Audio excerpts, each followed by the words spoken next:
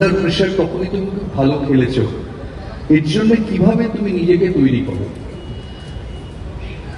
এর জন্য আমি সবসময় যখনই আমি নেটসে ব্যাটিং করি বা ওপেন নেটস করি, ওখানে আমি সবসময় আমার টার্গেট সেট করি কি এই টাইমে কত রান লাগবে, কত বল। আই থিঙ্ক ওটা আমাকে অনেক হেল্প করে। আই থিঙ্ক ওই প্র্যাকটিস সেশনটা ম্যাচ আমাকে হেল্প করে। তুমি এই যে বড় বড় ছয় মারো, তোমাকে এটা কি সত্যি যে ড্রেসিং রুমে তোমার কেউ কেউ মাহি বলে ডাকে, ছোট মাহি? অবভিয়াসলি ওখানে অনেকে আছে যারা বলে, ওকে আমার ফ্রেন্ডসরা যারা আছে সবাই বলে, বাট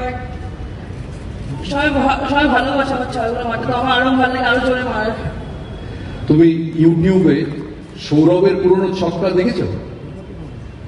হ্যাঁ দেখেছিলাম, যেটা তুমি বললে সেদিকে সেটাও। সৌরভের ছয় দেখেছো?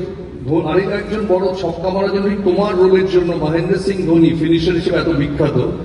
আমার একজন বলছিল, সত্যি কিনা জানি না, যে ধোনির মতো তুমিও নাকি প্রচুর দুধ খাও, এটা কি সত্যি? দুধ ধোনি ধোনি ধোনি ধোনি ধোনি আচ্ছা, ছোটবেলায় খেতাম, বাট ল্যাকটোজ ইন্টলারেন্স আছে বলে এখন খাই না। কি প্রিপারেশন ছয় মারার জন্য, টেকনিক্যাল প্রিপারেশন কি নাও ছয় মারার জন্য? বেশি করে আমি প্র্যাকটিস করি, ওই 60 করে মারতে হবে। অ্যান্ড প্লাস আমাকে মেনলি বল চুজ করাটা বহুত ইম্পর্টেন্ট হয়ে যায়, কেন কি যদি বল ভালো করে চুজ না করি তো ওটা অত জোরে যাবে না। তো আমি বল চুজটা ইম্পর্টেন্ট, ওটা বেশি ফোকাস করি। তোমাদের এই যে ফাইনাল ম্যাচটা খেললে সারা ভারতবর্ষ তোমাদের দিকে তাকিয়েছিল, এই সময় প্রচুর প্রেশার মোবাইল ফোন থেকে আসে, তোমরা কি করে নিজেদের কুল ঠান্ডা রাখতে কি করে?